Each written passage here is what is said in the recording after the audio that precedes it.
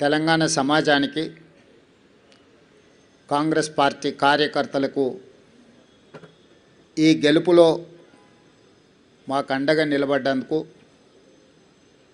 మనస్ఫూర్తిగా వారికి ధన్యవాదాలు తెలియజేస్తూ,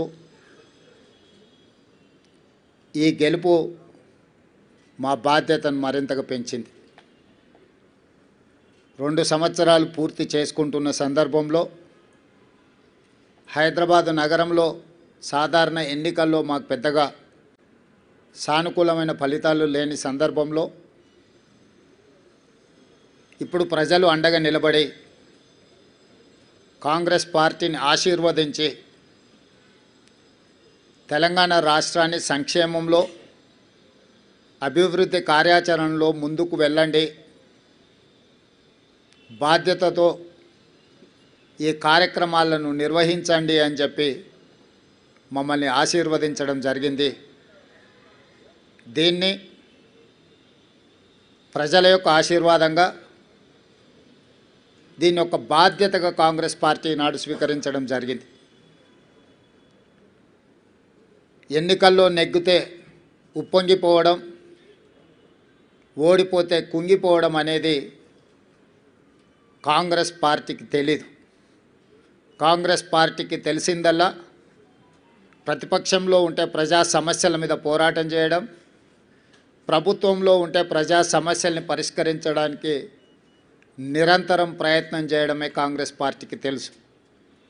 అందుకే శతాబ్దం పైగా ప్రజల ఆశీర్వాదంతో మనుగడ సాధిస్తుంది కాంగ్రెస్ పార్టీ. అంటే ఈ సూత్రాన్ని తూచా తప్పకుండా పాటించడం వల్లనే ఎన్ని ఒడిదుడుకులు వచ్చినా, ఎన్ని గెలుపు ఓటములు వచ్చినా కాంగ్రెస్ పార్టీ ఇంకా ప్రజల మధ్యన మనుగడ సాధిస్తున్నది.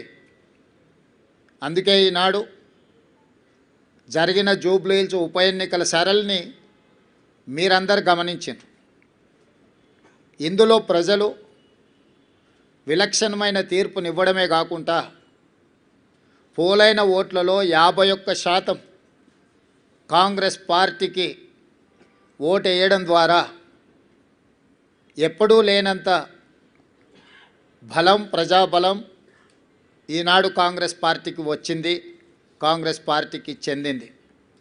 ఈ ఎన్నికల్లో దాదాపుగా 51% ఓట్లు కాంగ్రెస్ పార్టీకి, 38% ప్రధాన ప్రతిపక్షమైన బీఆర్ఎస్ పార్టీకి, 8% భారతీయ జనతా పార్టీకి ప్రజలు ఓట్లు వేయడం జరిగింది. దీని ద్వారా ఎవరి పాత్ర ఏంది, గత 2 సంవత్సరాల నుంచి ప్రజలు నిశితంగా గమనించి ఒక నిర్ణయానికి వచ్చి ఈనాడు ప్రజలు ఈ విధమైన తీర్పును ఇవ్వడం జరిగింది. అందుకే ఈనాడు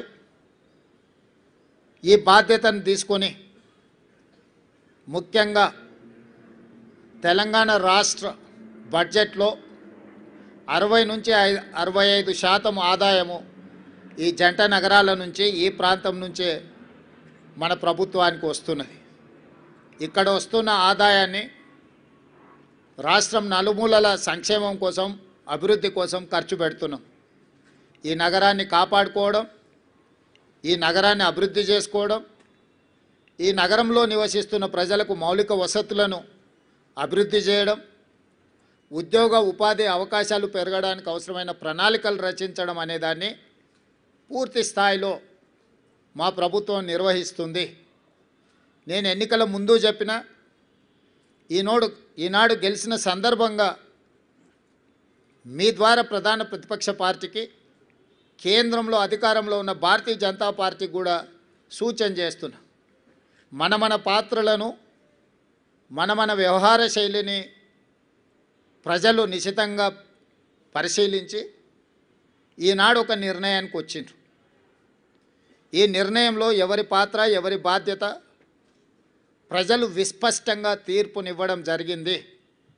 ఈ తీర్పును బాధ్యతగా తీసుకొని ఈ నగర అభివృద్ధి కోసం అవసరమైన, ఈ నగరాన్ని మహానగరంగా విస్తరించి ప్రపంచ స్థాయి పెట్టుబడులను ఆకర్షించి వివిధ జిల్లాలు, వివిధ రాష్ట్రాలు, వివిధ దేశాల నుంచి వచ్చే పెట్టుబడులను ఆకర్షించడమే కాకుండా ఉద్యోగ ఉపాధి అవకాశాలకు విస్తరించే విధంగా నగరాన్ని అభివృద్ధి చేయాలనుకుంటున్నాం. అందుకే రీజనల్ రింగ్ రోడ్ కావచ్చు, రేడియల్ రోడ్స్ కావచ్చు, మూసీ నది ప్రక్షాళన కావచ్చు, మెట్రో విస్తరణ కావచ్చు, గోదావరి కృష్ణా నది జలాలు ఈ మహానగరానికి తాగునీటి అవసరాలను తీర్చడానికి అవసరమైన